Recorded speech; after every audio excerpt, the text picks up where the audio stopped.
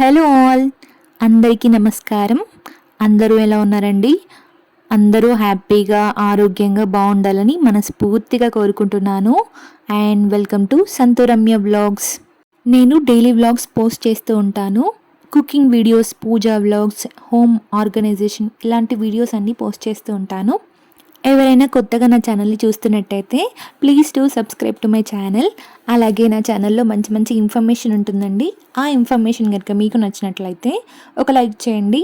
So that అలా like చేయడం వల్ల నేను ఇంకా మంచి మంచి వీడియోస్ మీ ముందుకు తీసుకొస్తాను.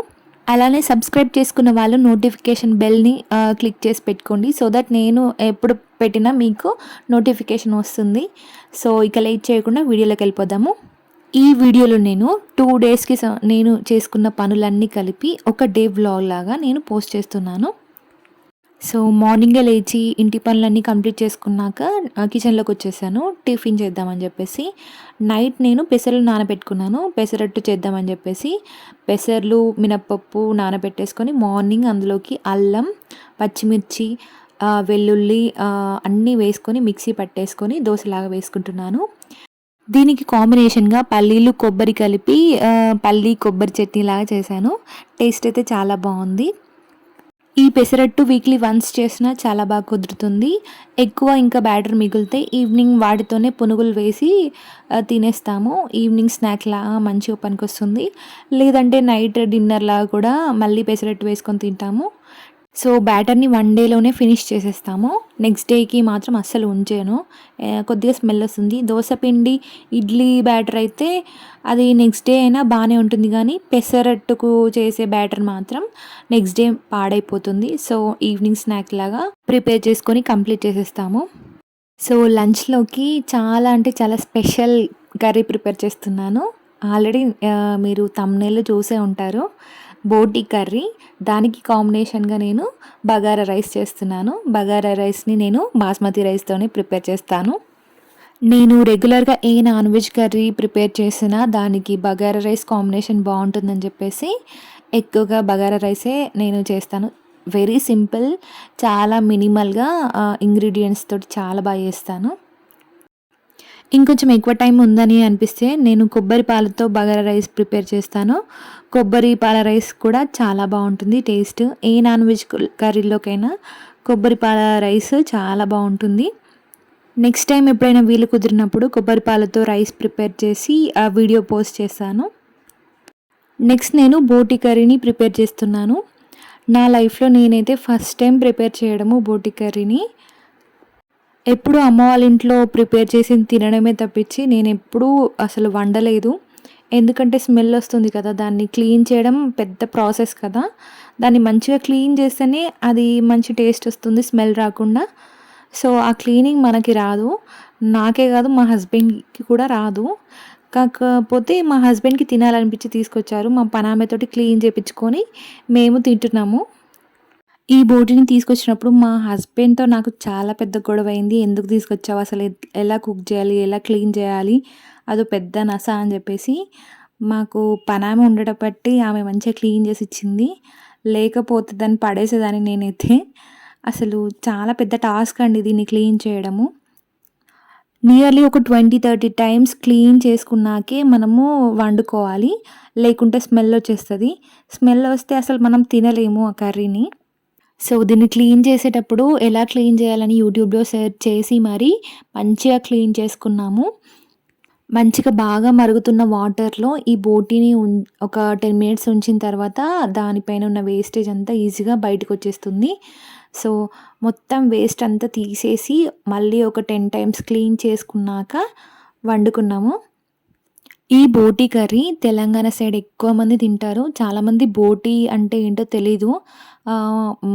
మేక ఇంటెన్స్ అండి, దాన్నే బోటీ అంటారు.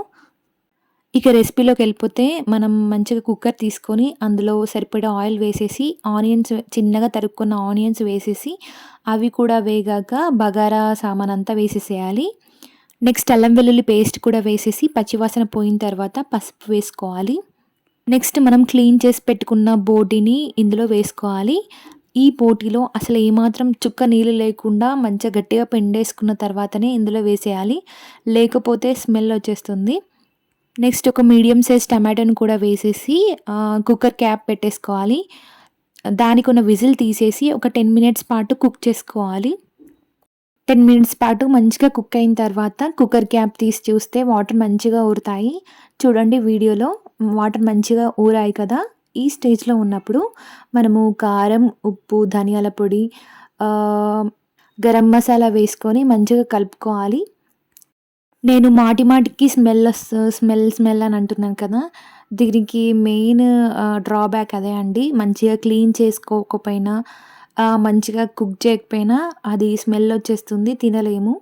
సో, బోటి కర్రీ వండినప్పుడు చాలా అంటే చాలా జాగ్రత్తగా వండాలి. క్లీన్ చేస్తున్నప్పుడు కూడా మంచిగా క్లీన్ చేయాలి. ఏమాత్రం వేస్టేజ్ ఉన్నా అది స్మెల్ వచ్చేస్తుంది. తినాలనిపించదు. అన్నంలో తింటున్నప్పుడు అది స్మెల్ వస్తే మనకి తినాలనిపించదు. కర్రీ అంతా వేస్ట్ అయిపోతుంది. సో, బోటి కర్రీకి క్లీనింగ్ చాలా ఇంపార్టెంట్. కర్రీ చేసుకోవడం సింపులే కానీ క్లీనింగే చాలా కష్టం. సో, రెసిపీలోకొచ్చేస్తే మనము ఉప్పు, కారం, ధనియాల పొడి అన్నీ వేశాక ఒక చిన్న గ్లాస్ వాటర్ వేసేసి కుక్కర్ మూత పెట్టుకోవాలి.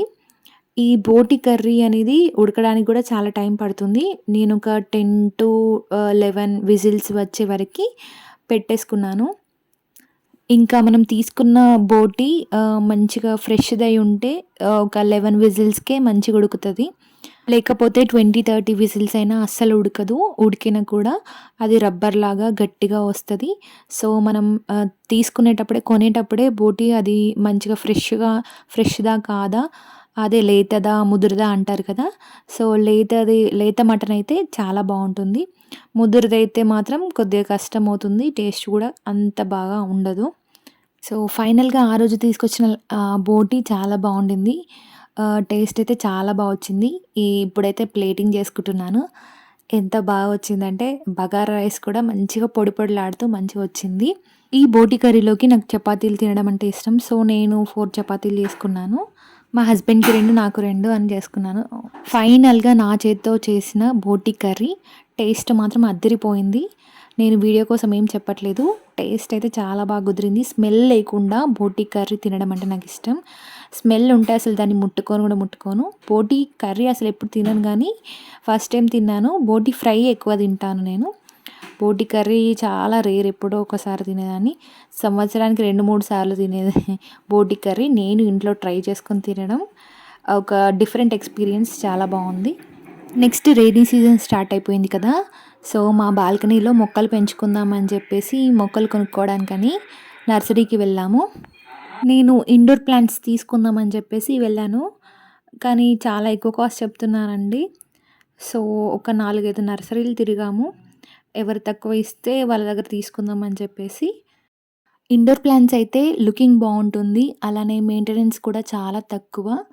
మెయిన్‌గా ఆక్సిజన్ ఇచ్చే ఇండోర్ ప్లాంట్స్ మాత్రమే నేను చేసుకున్నాను. ఫస్ట్ ఈ రోజ్ ఫ్లవర్‌ని తీసుకున్నాను. పాట్స్ పెద్దగా ఉంటేనే అవి మంచిగా గ్రో అవుతాయి అని చెప్పేసి కొంచెం పాట్స్ పెద్దవే తీసుకున్నాను. నెక్స్ట్ ఈ బుచ్చి మల్లె మొక్కను తీసుకున్నాను. ఇది ఫ్లవరింగ్ అయితే చాలా ఇచ్చింది.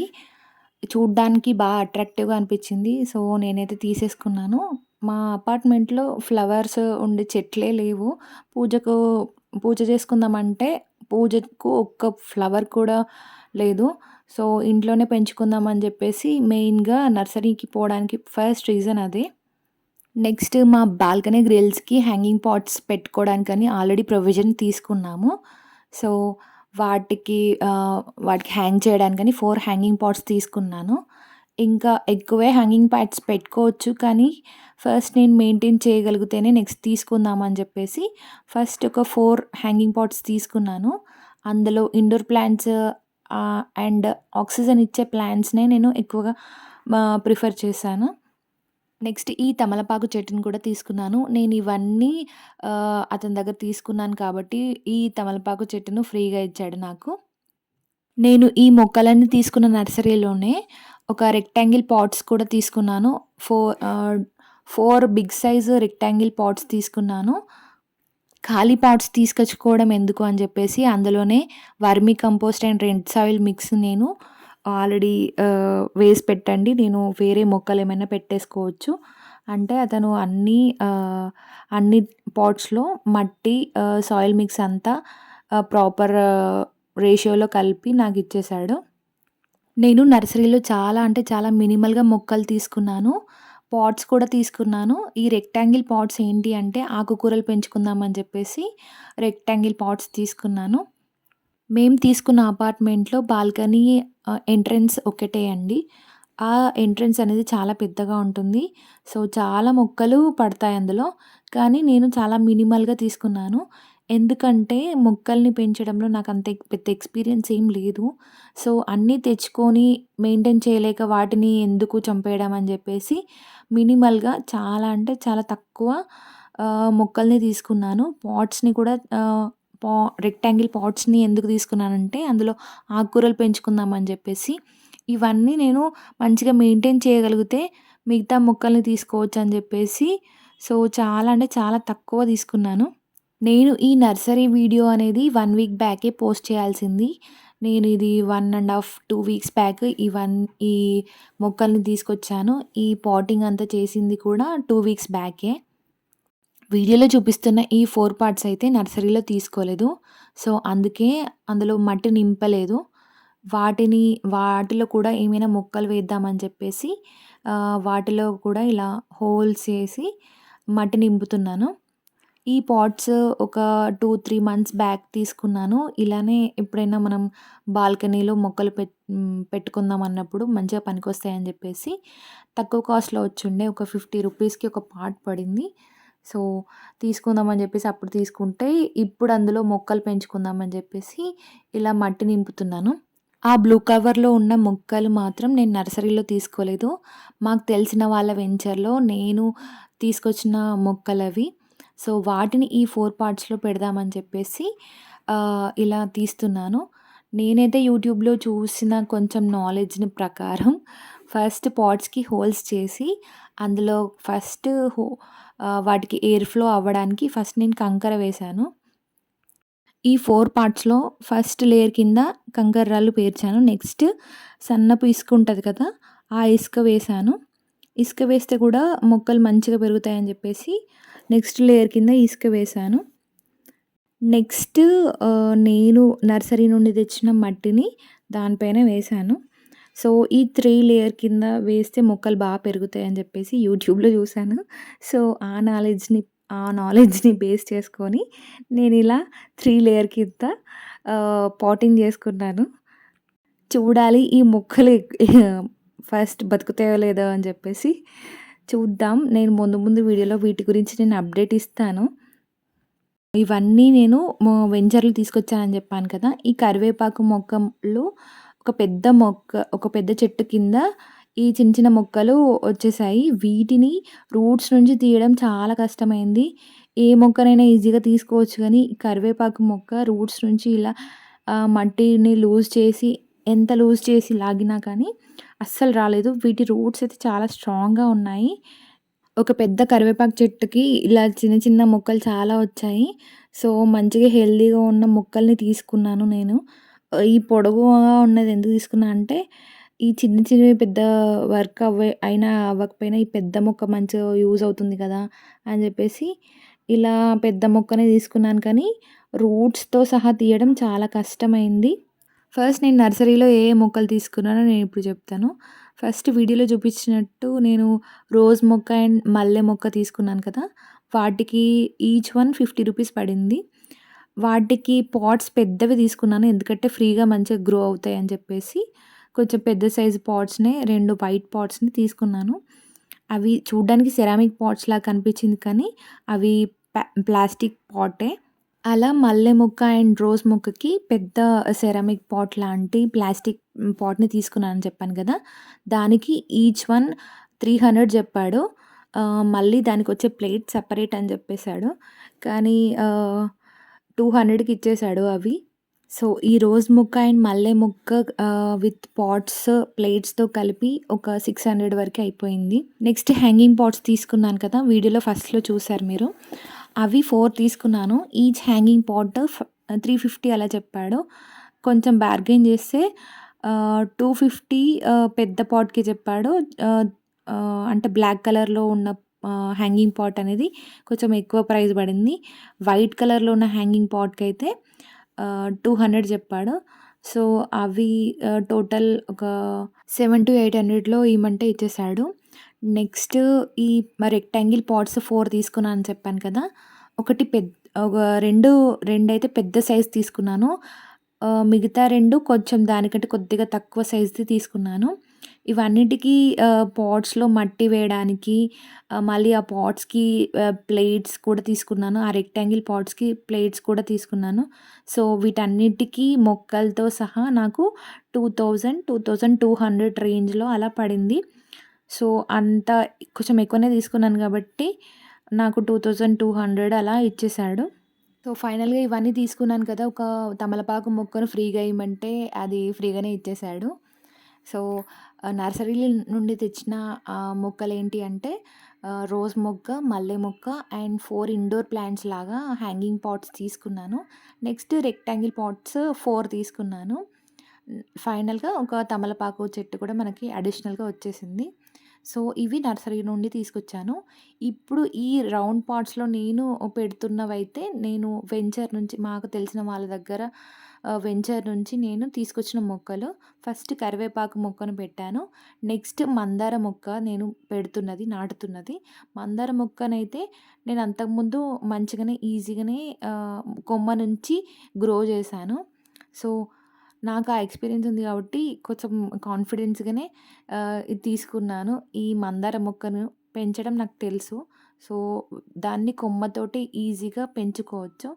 సో, ఏ మొక్కను ఫస్ట్ కొమ్మ నుంచి పెంచితే దానికి కింద అలోవెరా జెల్ లాంటిది పూస్తే అది ఈజీగా మంచిగా హెల్తీగా గ్రో అవుతదని చెప్పేసి అలోవెరా చిన్న ముక్కను కట్ చేసుకొని దానికి ఈ మందార కొమ్మని కూర్చేసి డైరెక్ట్ పాట్‌లో పెట్టేసాను. ఇలా చేస్తే మంచిగా గ్రో అవుతది. ఈ హైబిస్కస్ మొక్కని చాలా అంటే చాలా సింపుల్‌గా పెంచుకోవచ్చు. సో, ఎక్కడ మీకు హైబిస్కస్ మొక్క అంటే మందార మొక్క ఎక్కడ కనిపించినా ఈజీగా కొమ్మ నుంచి అయితే ఈజీగా పెంచుకోవచ్చు. మీకు పెంచుకోవాలనిపిస్తే ఒక కొమ్మని తీసుకొచ్చి మట్టిలో పెట్టినా అది ఈజీగా పెరుగుతుంది. సో, నెక్స్ట్ నేను వాము మొక్కను పెడుతున్నాను. ఈ మొక్కకి చాలా మెడిసినల్ వాల్యూస్ ఉంటాయి. ఇది చాలా మంచి ఫ్రేగ్రెన్స్ వస్తది. మంచి వాము స్మెల్ వస్తుంది. ఇప్పుడు వచ్చేది వర్షాకాలం కాబట్టి ఈ మొక్క పిల్లలున్న ప్రతి ఇంట్లో ఉండాల్సిందే. ఎందుకంటే సపోజ్ పిల్లలకి జలుబు, దగ్గు లాంటివి ఉన్నాయనుకోండి. ఇవి 2 ఆకులు తీసుకొని దంచి ఆ ఆ లిక్విడ్‌ని పిల్లలకి తాగిపిస్తే దగ్గు, జలుబు ఏమైనా ఉంటే ఈజీగా పోతాయి. ఈ వాము మొక్క చిన్న కొమ్మ తెచ్చిపెట్టినా పెరుగుతదేమో నాకైతే తెలీదు. కానీ ఈ మొక్క పెంచుకోవడం చాలా సింపుల్. ఒకసారి పెట్టినామంటే కుండీ అంతా ఈజీగా మంచిగా గ్రో అవుతదని చెప్పింది మా ఫ్రెండ్ అయితే. సో, అందుకనే పెట్టాను. దాని ఫ్రేగ్రెన్స్ కూడా చాలా మంచిగుంటుంది. ఒక ఆకు తెంపి మనము స్మెల్ చూస్తే చాలా మంచి స్మెల్ వస్తది. ప్లస్ కుండీలో పెట్టిన దాని చుట్టూరా ఒక 1 మీటర్ డిస్టెన్స్‌లో మంచి స్మెల్ అయితే వస్తది. సో, వాము మొక్కను పెట్టేసాను. నెక్స్ట్ ఈ మొక్క ఏదో 365 డేస్ పూసే మల్లె మొగ్గ అని చెప్పేసి చెప్పింది.